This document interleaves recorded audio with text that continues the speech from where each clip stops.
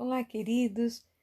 Que alegria poder estar aqui conversando com vocês. Que a graça e a paz do Senhor Jesus Cristo venha te encher e venha te guardar.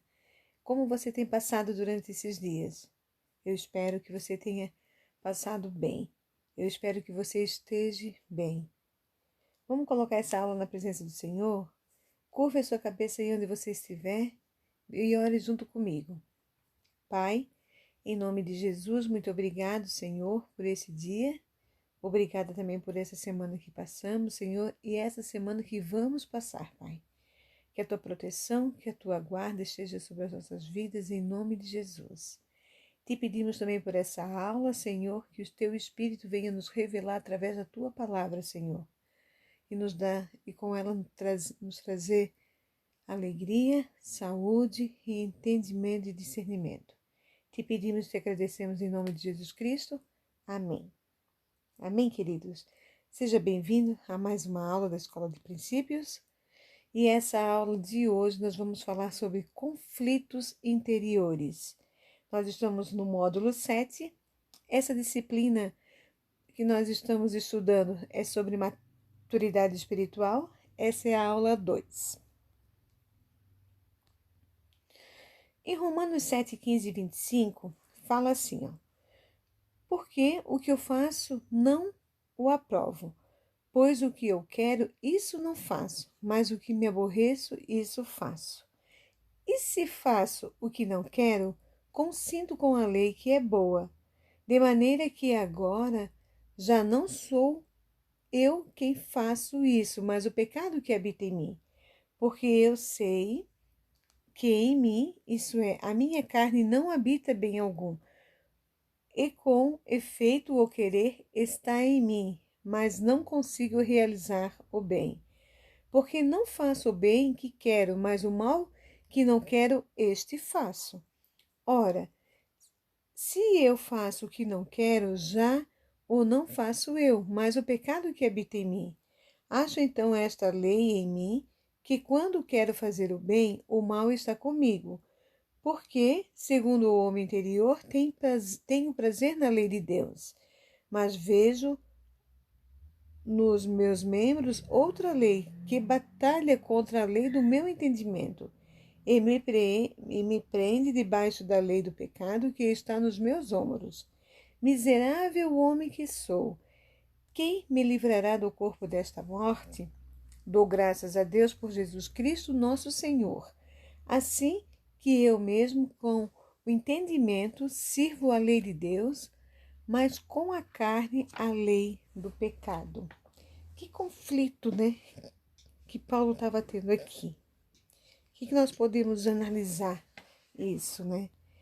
Nesse texto acima, nós vemos claramente o conflito que Paulo reconheceu viver, desejando sempre fazer o bem. Aí ele flagrava-se fazendo o mal. Através do exemplo de Paulo, podemos reconhecer que também temos conflitos interiores. Mas como tudo isso começou?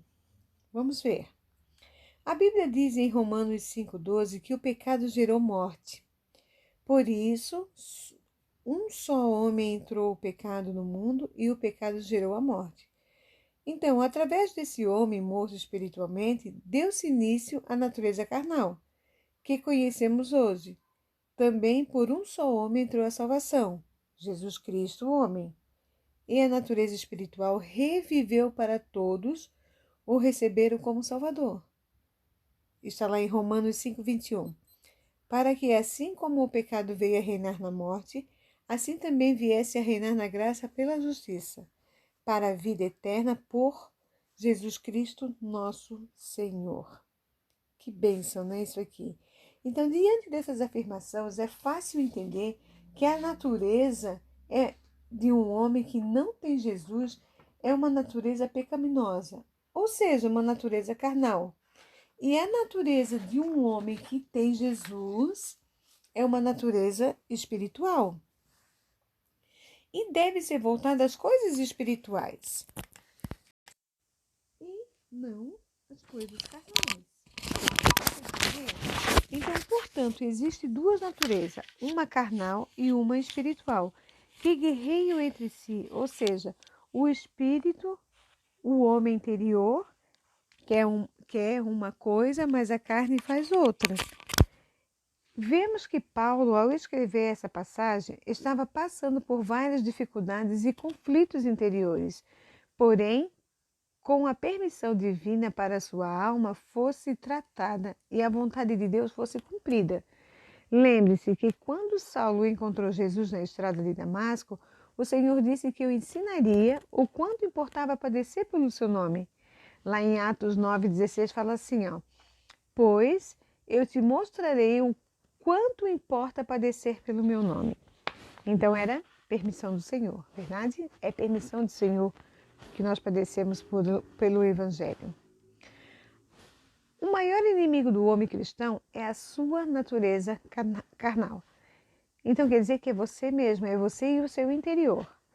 Se vivermos em um espírito, devemos também andar no espírito e fugir das paixões carnais. Colossenses 3,5 fala assim: fazei, pois, morrer a vossa natureza terrena, prostituição, impureza, paixão lascívia, desejo maligno e avareza, que é idolatria. Discernimento. O homem necessita de discernimento ao passar por dificuldades para saber quando é o diabo que está atacando ou quando é a mão de Deus que está agindo, realizando um tratamento em nossas vidas. Se for o diabo, devemos resistir a ele. Diz assim lá em Tiago 4,7: sujeitai-vos, portanto, a Deus, mas resisti ao diabo, e ele fugirá de vós. Se for a mão de Deus, devemos aceitar o seu tratamento na nossa vida, porque é a maior coisa que pode nos acontecer. Está em Tiago 1, 2 até o 4. Meus irmãos, tendes por motivo de toda alegria ou passardes por várias provações, sabendo que a provação da vossa fé, uma vez confirmada, produz perseverança. Ora, a perseverança deve ter ação completa para que sejais perfeitos e íntegros, em nada deficientes. E se for na nossa carne, devemos fugir dela e de suas paixões. 2 Timóteo 2,22 diz assim, fuja dos desejos malignos da juventude e siga a justiça, a fé, o amor e a paz, juntamente com os que de coração puro invocam ao Senhor. Gente, a parábola da semente de trigo, quando ela cai no solo, ela tem que morrer para poder germinar e dar frutos. Nos mostra algo muito importante para as nossas vidas. Quando a semente ela cai no chão, a umidade e a temperatura faz com que ela germine, quebrando a sua casca, e no seu interior surge o broto que se torna uma árvore e dá muitos frutos. A vida está dentro da semente e é necessário que a casca seja quebrada para que ela possa sair. É um processo doloroso isso, mas só que é assim que o Senhor faz com a nossa vida. Nas nossas vidas é da mesma forma. O Espírito que é o Espírito Santo, a vida, que é o Espírito Santo, está dentro de nós. O nosso espírito e a nossa alma, que é o homem exterior, tem que ser quebrado, ou seja, seus desejos carnais, tem que ser eliminados para que a vida que está dentro de nós possa fluir. A alma não quer ser quebrada, ela foi acostumada toda a vida a dominar e ser senhor de nós, assim, ela quer o nosso ser.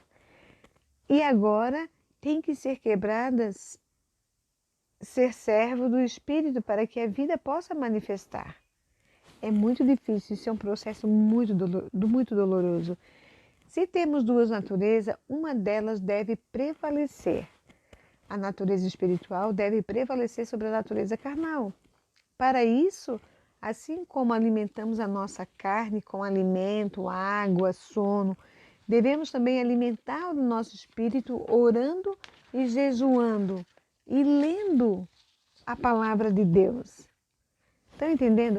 Vocês lembram quando lá no iniciozinho da nossa escola, quando nossos pais colocaram nós na escola, na primeira série, Eu acredito lá no terceiro ano, quarto ano, assim, né? Lá no iniciozinho. A professora fez uma experiência de física, de química conosco, de ciência conosco. O que que era? Ela nos deu um potinho e colocou um pedacinho de algodão molhado e colocou uma sementinha de feijão lá dentro. O que aconteceu? Primeiro dia nós íamos lá olhar, não tinha nada. No segundo dia o algodão começou a ficar sujo da cor do feijão e foi indo até que aquela casca quebrou e o brotinho saiu. Quem lembra dessa situação? Né? É isso que o Senhor faz na nossa vida. Essa experiência é profunda. Eu ministrando, falando dessa aula aqui, conversando com você, preparando essa aula, eu fui lá nesse ponto, nessas experiências que nós tivemos em sala de aula. Eu era pequenininha, tinha 8 anos, 9 anos, não sei.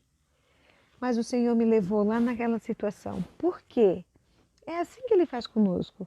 Ele nos pega, tira lá do mundo, nós viemos todos sujos, todos manchados, cheio de carrapicho. E Jesus faz o quê? Nos limpa, vai tirando. A manchinha, aqui tem uma manchinha, eu vou tirando. Aqui tem uma sujeirinha, eu vou tirando. Aqui tem um carrapicho, eu vou tirando. É assim que o Senhor faz na nossa vida. Ele nos limpa, Ele nos purifica, Ele nos liberta. Estão entendendo? Para quê? Para que nós possamos viver uma vida com o Senhor. Para que nós possamos viver a nossa integridade com Jesus. Que a cada dia mais a nossa natureza espiritual, ela venha sobressair na nossa vida. Amém? Então, uma das situações que mais gera conflitos interiores é as que envolve pedidos de libertação e de perdão. Então, por isso, não deixe de liberar perdão. Está entendendo? É uma das situações que gera mais conflitos, é isso. Só que o Senhor diz para nós o quê? Então, não deixe de liberar perdão. Amém, queridos? Vocês entenderam essa aula? Qualquer coisa vocês perguntem lá, né? Me perguntem, estou à disposição para responder. E que vocês tenham gostado dessa aula, que o Senhor Jesus Cristo venha te curar e venha te proteger. Amém? Curva a sua cabeça e nós vamos orar. Pai amado, em nome de Jesus, muito obrigado, Pai, por tua graça, por teu mover, por tua doce e amada presença, Senhor, pelo teu ensinamento, Pai, sobre nossas vidas. Senhor, que todos nós temos conflitos interiores, Senhor. Só que nós devemos, Senhor, buscar, nós precisamos compreender, Senhor, a buscar a solução para cada um deles, Senhor. Nós precisamos entender que o perdão de Deus é aplicar também ao próximo. Deus nos perdoa e nós aplicamos ao nosso próximo. Perdoar e pedir perdão sempre que for necessário. Pai, derrama da tua graça sobre as nossas vidas. Derrama do teu amor, Senhor, sobre nós.